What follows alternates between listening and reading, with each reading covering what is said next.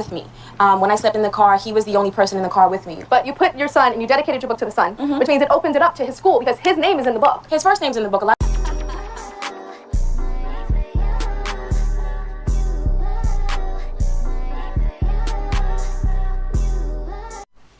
Alright, hey, what's up guys? I'm about to get into this narrow 75 video. It's about Tyra Banks versus Corinne Steffens. Alright, so let's get into it. Some women cannot get enough of men who have power, who have money and influence. But when it comes to celebrities, some women get sucked into a world of star obsession that they cannot resist. My first guest is the author of the controversial New York Times bestseller, Confessions of a Video Vixen. Corinne Steffens may not be a household name, but if you watch hip-hop videos, you may feel you know her at least by sight. I just remember growing up and wanting to be in Hollywood, all the stars were. But when she went public with her story as a hip-hop arm charm, she revealed a lot more than skin. The result was Confessions of a Video Vixen, a tell-all book that landed Corinne on the New York Times bestseller list, and in a lot of hot water with some of the biggest celebrities in music and in Hollywood. I had intimate relationships with a lot of people in the industry. Famous actors, directors, musicians, NFL. She's making news, she's naming names. Jack was a very generous man. Dad stayed with me for a year. Ice-T put me in that condo, and Fendi's were brief, but yeah. The Four Seasons, Beverly Hills Hotel, Mercado, Polo Lounge, W, the Bel Air, living it up.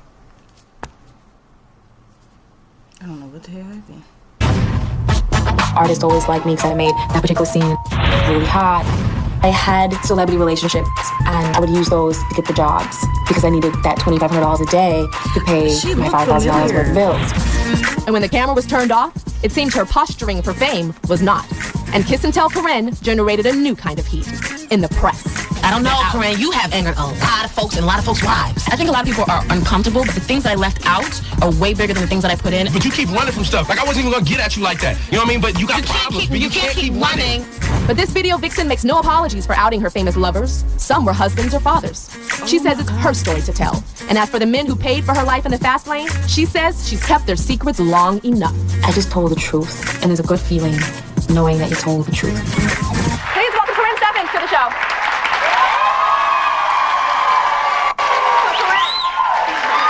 I read your book from cover to cover, and I know that you named a lot of names. Why don't you tell us some of the people that you name in the book? Well, I just want to say, too, it's not a tell-all. I left a lot of things out for a lot of good reasons. It's a tell-a-lot. It's a tell-some. It's not even a lot. Okay. It's just a small part. You know, they're the names that you all know. There's the Ja Rules and the Vin Diesels, the Shaquilles, I don't know, whoever. And you're saying you had sex with all the men that you just named? Spoiler alert, fun fact, disclaimer, all of that. I did not know this video was about, you know, basically a tell-all. All I seen was, you know, a fairly short video to hurry up and, you know, react to real quick. And I'm finding out just like y'all finding out at the same time what it's about. But let's get back into the video. Yes. So why did you write this book?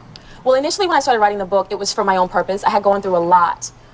Because the book isn't about sex, and it's not about hip-hop, and it's not about rappers. It's about my journey from being an abused child to being raped as a young child to being, you know, going through spousal abuse, a young mother, and then getting into that, and then having to, you know, almost dying with a drug overdose. And then once I began to heal myself, close to about 4 years ago, I really had to figure out what happened to me in order for me to heal. I had to admit it to myself, what I did. But you had to know that naming the names and talking about the sexual exploits is what was gonna put the book, you know, at the top of New York's best-selling list. Right. I mean, it's number 5 on the best-selling list in New York Times. Yeah, it is, and we're number 3 at the Washington Post, and we're also in the Wall Street Journal, and all major markets. But honestly, that part was a surprise to me, and I didn't know that. All I knew was that I had to tell the stories that were relevant to my life, and everyone is named. And it's funny to me how everyone is so concerned about naming the celebrities, but no one is concerned about me naming the man that raped me when I was 13, and how his life is going to be now. You know what I mean? And so it just shows me that we're in a celebrity hypnotized society. But you were hypnotized by the celebrity. Exactly, which so you can understand why people are so exactly, into it. which is what's so ironic and so wonderful, because that's the point of the book. You know, just being hypnotized by that, and just really wanting a place to belong, and needing a family, needing love, and thinking sex and love are equated, and that's why there's a lot of sex in the book. And each time I have sex with someone, you'll read in the book where I say, I just loved him. Why do you say that? Because I noticed that. I noticed that you would have sex with this guy, and you said that you loved him. Yeah. What was that emotion that you were feeling, and why would you say something exactly like that? Because in my head I did. because even when, because in the book she says that she'd have sex with somebody and then they'd get up and then they'd leave, or they'd tell you to leave. So how could you equate that with love? I was never told to leave. I just think that, you know, I spent years with people. There's hardly anyone, there's a few, maybe one or two in there where it was uncomfortable and we separated. Jay-Z was like that, Dr. Dre was like that, where you just know you're better off being acquaintances and not lovers and you stay friends afterwards. There are people in there that I stayed with for years, just off and on. But everyone would have to go. No one lived where I lived. They had lives other places. And so, have you upset people from writing this book? I haven't heard anything from anyone. The people that are most upset will be my mother and my ex, because they were the most brutal to me, and I was honest about that brutality, and that upsets them. So these rappers aren't upset that you wrote about them? No, they're fine, because there are so many things that I left out. The things that I got a lot of calls. So if you ran into Usher, or you ran into Jay-Z, or you ran into, they're like, hey, Corinne, it's cool? Well, we haven't been cool for years, you know what I mean? So it's not like I've had friendships all this time. These are people that I haven't spoken to, with the exception of Usher, who I haven't spoken to in years. And so when we do see each other, and we do, Four Seasons brunch, and you just kind of pass each other, you do one of these, and you just keep going. Because I'll admit, if somebody wrote something about me in a book, I'd be pissed off. Yeah, people wrote things about me in songs. So I've been pissed off before. I've been written about in magazines, you know, that were lies. And I've been pissed off before, too. You know, so I know how it feels. But the difference is that the things that were written about me weren't the truth. And this is the truth. And I tell them, as I tell everyone, if your name is in this book and you see something that you don't like, then you shouldn't have done it. So do you think that you wrote this book because of revenge, out of revenge? No, see, revenge is something that happens when people are miserable and upset and bitter. But weren't you miserable and upset Not when I wrote this book. Not when I wrote this book. Corinne, I have to disagree with you, because when I read the book, you were saying that you're really upset that, you know, that you were down and out, that these were the guys that you would go out with and wine and dine and spend a lot of money and hang out. And then this part right here must be the steak and potatoes, the reason why the title is named that. Oh, we about to get into some things, I see.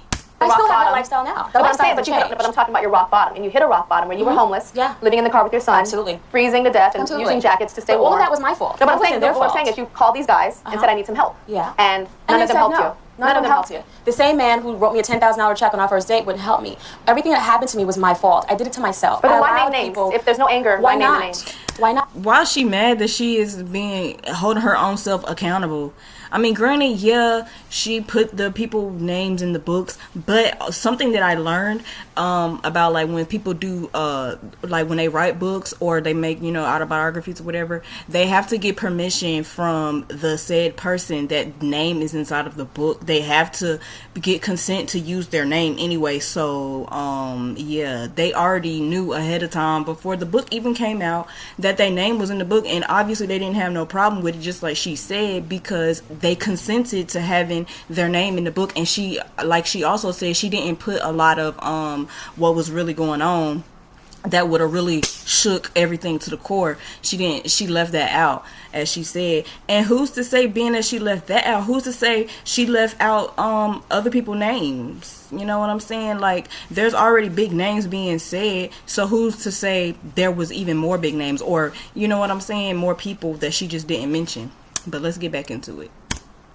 Why not? It's just the truth. And so now that I've healed, it feels right to say, you know what? Let's not give this a pretty name anymore. Let's not say I was hanging out. Let's not say I wasn't. I was prostituting myself and selling myself for a lot less than I'm actually worth. You know, we're going to talk about that some more. Yeah, absolutely. And I want to hear from you guys out there, because I know you're going, Tyra, say this. Tyra, ask her that. So we're going to hear from you guys. We're going to give some questions to Corinne, and we'll be back when we return.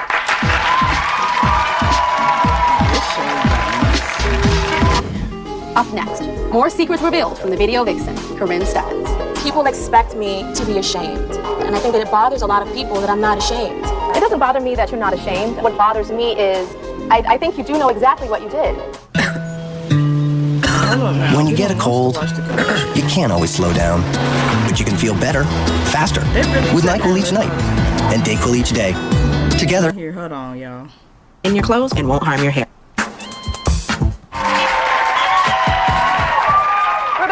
Controversial author of Confessions of a Video Vixen, Corinne Stephens. Now, the views expressed in her book are not mine, and I want to make this very clear, that I have no idea if these allegations are true or not. Now, this book is a cautionary tale. This is a cautionary tale, too. Well, what's happening is that a lot of women have unrealistic views of this part of the industry. You have a lot of young girls who want to, at a very early age, just be... Y'all tell me in the comments, like, if y'all remember the Jet magazines, and if you do, you will remember the Beauty of the Week.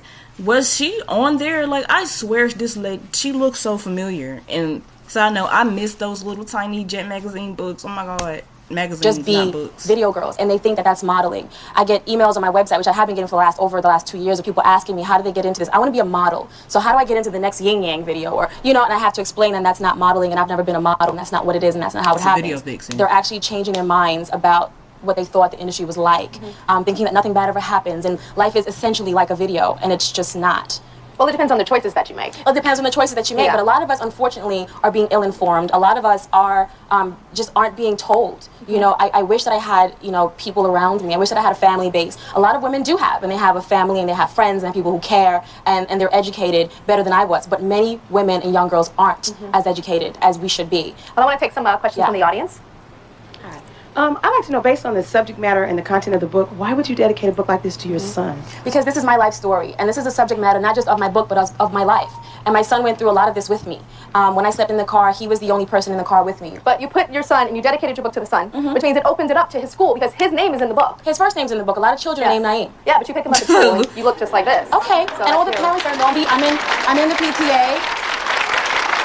I feel that people expect me to be ashamed.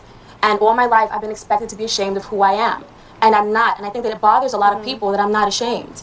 And a lot of us spend our lives being ashamed of who we are and what we've done, and are afraid to share that with our children. It doesn't bother me that you're not ashamed. I admire the fact that you're not ashamed. I think what bothers me is that I think you are a very smart woman, you're very articulate, and I think you do know exactly what you did. And you knew that naming names would be the thing that makes the press, because you were attracted to that. You're attracted to names, you're attracted to celebrity, and I think you do understand that naming these names means that, you know, this is going to get attention. Okay. And I want you to be honest and sit here and be honest with me. Well, you know what? I just wrote the book, and my publisher made that decision. Initially, the book had no names in it, and there were a lot of things that have been taken out. But the publisher can only make the decision. The publisher of what made you the agree decision, with. and I agreed with it because I felt that it was the truth, and it was actual. I didn't hide anything in that book. You hid a lot. Well, I mean, of all the things that were written, I didn't hide. Also, I just thought about something. Maybe back then it wasn't, maybe they didn't need consent to put somebody's name in the book. And maybe that's why they're like, well, you put such and such's name in the book. You don't think they were mad? You don't think they were da-da-da-da? Maybe. I mean, maybe.